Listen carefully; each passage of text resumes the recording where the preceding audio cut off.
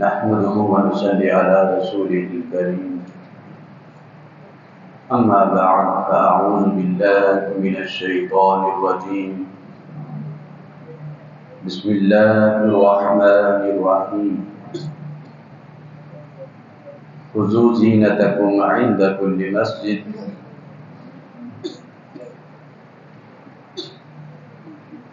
عزیزان گرامی،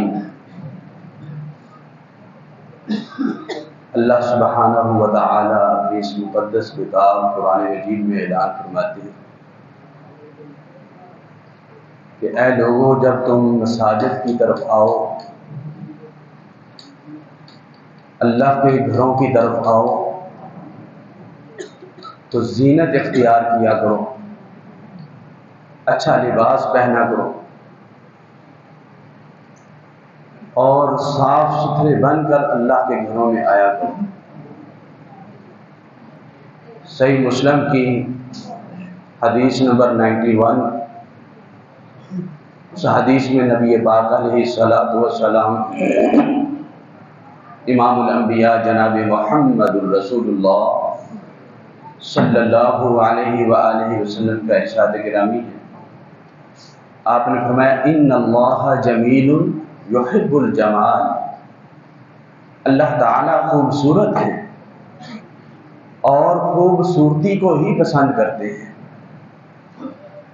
تو اس لیے یہ مساجد یہ اللہ تعالیٰ کی سب سے زیادہ محبوب جگہ ہے۔ حدیث میں آتا ہے نبی پاک علیہ السلام نے فرمایا اللہ تعالیٰ کے نزدیک سب سے پسندیدہ جگہ جو ہیں یہ مساجد ہے، اور سب سے بری جگہ جو ہے یہ بازار ہے۔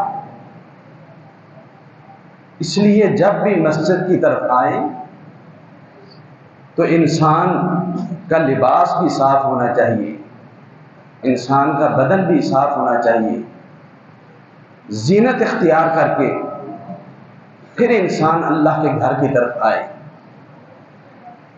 اور جس طرح انسان کا لباس صاف ہو اسی طرح انسان کا دل بھی صاف ہو۔ یہ نہ ہو کہ انسان کا لباس تو صاف ہے لیکن انسان کے دل میں حسد ہے، کدورت ہے، بغض ہے، انانیت ہے، انسان کے ذہن میں ایک بڑا پن ہے۔ بلکہ نہیں، جب انسان اللہ کے گھر کی طرف آئے تو پھر انسان فقیر بن کے آئے، پھر انسان چدراہٹ یہ سب ختم کر کے آئے، فقیر بن کے انسان آئے گا اللہ کے گھر میں۔ تو نبی پاک علیہ السلام نے فرمایا جو انسان جتنا اپنے آپ کو جھکا کے آئے گا اللہ تعالیٰ اتنا ہی اپنے بندے کو بلند کرتے چلے جائیں گے۔ اس لیے کہ اپنا لباس بھی صاف رکھنا ہے، اپنا بدن بھی صاف رکھنا ہے، اور اپنی نیت کو بھی خالص کر کے اور اپنے آپ کو گرا کر اللہ کے گھر میں آنا۔ تو نبی پاک علیہ السلام امام الانبیاء جناب محمد رسول اللہ صلی اللہ علیہ وآلہ وسلم کا ارشاد گرامی ہے کہ جب انسان مسجد میں داخل ہو تو سب سے پہلے دعا پڑھے، بسم اللہ والصلاة والسلام علی رسول اللہ رب اغفر لی ذنوبی وافتح لی ابواب برحمتک، کہ اے اللہ تو مجھے معاف کر دے اور میرے لیے اپنی رحمت کے دروازے کھول۔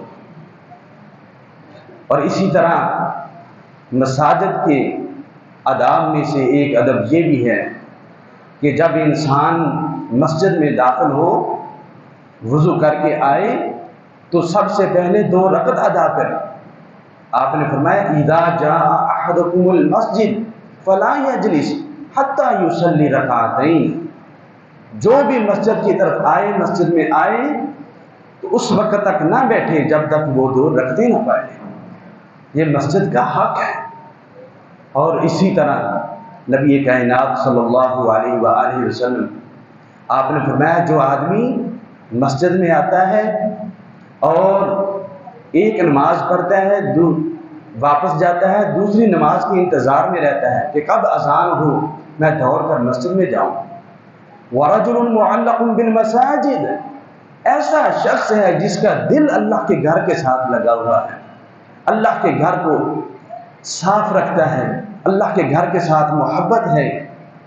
نبی پاک علیہ الصلوۃ والسلام نے فرمایا یہ ایسا خوش نصیب انسان ہے کہ کل قیامت کے دن جو خوش نصیب 7 قسم کے لوگ جن کو اللہ تعالیٰ اپنے عرش کا سایہ نصیب کریں گے، یہ بھی ان خوش نصیب لوگوں میں شامل ہے جس کا دل اللہ کے گھر کے ساتھ لگا ہوا ہے۔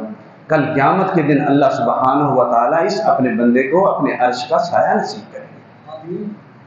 اور پھر مسجد کے آداب میں سے ایک ادب یہ بھی ہے کہ انسان جب مسجد میں آئے تو انسان فضول باتوں سے پرہیز کرے، انسان دنیاوی باتوں سے پرہیز کرے، زیادہ وقت انسان قرآن کی تلاوت میں اور اللہ کے ذکر میں گزارے۔ اور ہم تو اس چیز کو محسوس نہیں کرتے۔ حضرت عمر رضی اللہ تعالی عنہ کے دورہ خلافت میں کچھ لوگ اجنبی لوگ آئے اور مسجد نبوی میں بیٹھ کر اونچی اونچی آوازوں سے پکارنا شروع کر دیا، آوازیں لگانی شروع کر دی، بلند آواز سے بولتے رہے۔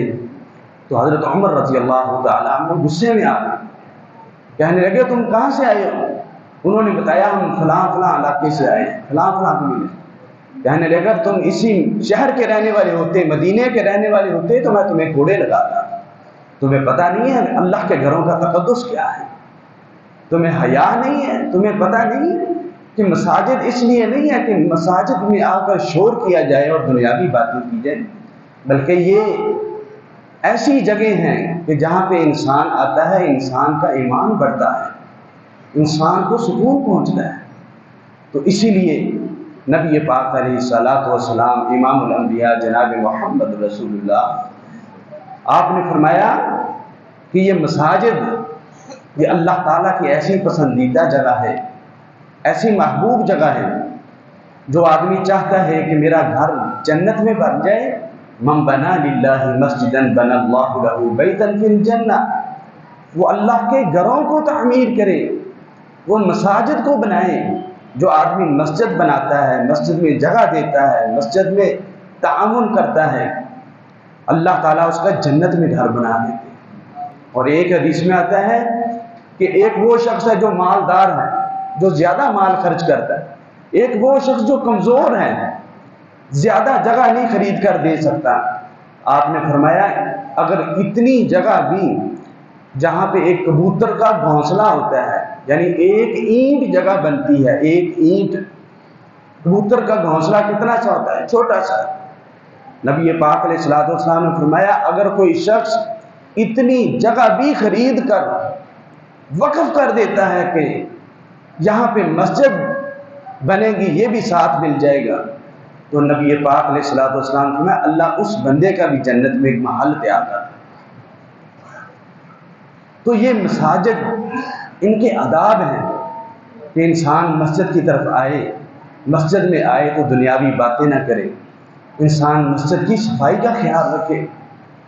اور وہ عورت، وہ خاتون جو مسجد کی صفائی کیا کرتی تھی، نبی پاک علیہ الصلوۃ والسلام امام الانبیاء جناب محمد رسول اللہ صلی اللہ علیہ وآلہ وسلم آپ کو پتہ چلا کہ وہ خاتون فوت ہو گئی ہے، رات کے وقت وہ خاتون فوت ہوئی اور صحابہ نے اللہ کے رسول صلی اللہ علیہ وسلم کو اٹھایا نہ کہ آپ کی نیند خراب نہ ہو جائے، اس عورت کو دفنا دیا۔ تو آپ نے ناراضگی کا اظہار فرمایا، جب بعد میں پتہ چلا فرمایا میرے صحابہ آپ نے مجھے بتلایا کیوں نہیں؟ آپ پھر دوبارہ اس کی قبر پہ گئے، اس کے لیے دعائیں کی۔ یہ اتنی خوش نصیب خاتون جو مسجد کے ساتھ تعلق رکھنے والی، مسجد کی صفائی کا خیال رکھنے والی خاتون، تو اس لیے ہمیں مسجد کی صفائی کا خیال رکھنا چاہیے۔ اور اسی طرح نبی پاک علیہ الصلوۃ والسلام نے فرمایا اگر کوئی شخص مسجد میں سے ایک تنکا، پوری مسجد کی صفائی نہیں، ایک تنکا پکڑ کے انسان مسجد سے باہر گراتا ہے اور ایک ایک تنکا پکڑ کے اٹھا رہا ہے، تو نبی پاک علیہ الصلوۃ والسلام نے فرمایا اس شخص کے مومن ہونے کی گواہی دے دو، یہ انسان ایماندار جو اللہ کے گھر کی صفائی کر رہا ہے۔ اور ایک حدیث میں تو آپ نے فرمایا کہ قیامت کے دن جب انسان کے नामा अमाल में सदका खैरात होगा, रोज़े नमाजों का सवाब होगा, क़याम का सवाब होगा, वहाँ पे इंसान के नामा अमाल में इस चीज़ का भी सवाब लिखा होगा कि इसने एक दिन का पकड़ के अल्लाह के घर से एक दिन का पकड़ के बाहर गिराया था। अल्लाह अकबर। तो इसीलिए ये मसाजिद, ये अल्लाह के घर, ये अल्लाह की पसंदीदा जगह हैं। नबी पाक अलैहिस्सलातु वस्सलाम इमामुल अंबिया जनाब मोहम्मद रसूलुल्लाह सल्लल्लाहु अलैहि वसल्लम, आपने फरमाया गुमशुदा चीज़ों का मसाजिद में ऐलान ना किया करो। और एक हदीस में आपने सख्ती फरमाया जो आदमी मस्जिद में गुमशुदा चीज़ का ऐलान करता है उसको कह दे ला रद्दल्लाहु अलैहि फ़इन्नल मसाजिदा लम तुबन लिहाज़ा, कि अल्लाह कह रहे ये तेरी चीज़ ना मिले। ऐ अल्लाह के बंदे, ये मसाजिद गुमशुदा चीज़ों के ऐलान करने के लिए नहीं। आज थोड़ी सी चीज़ इंसान की गुम हो जाती है, इंसान की घड़ी गुम हो जाती है, मोबाइल इधर उधर हो जाता है, ये ऐलान करवा दे, ये ऐलान करवा दे। तो नबी पाक अलैहिस्सलातु वस्सलाम आपने फरमाया उसको कह दे ला रद्दल्लाहु अलैहि, अल्लाह करे तो तेरी चीज़ ना मिले। ये मसाजिद इसलिए है कि यहाँ पे गुमशुदा चीज़ों के ऐलान शुरू कर दें।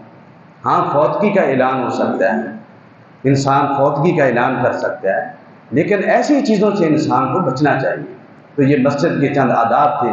दुआ है अल्लाह सुब्हानहू व तआला मुझे भी और आप सब भाइयों को भी अमल करने की तौफीक अता फरमाए। व आखिरु दाअवाना अनिल हम्दुलिल्लाहि रब्बिल आलमीन।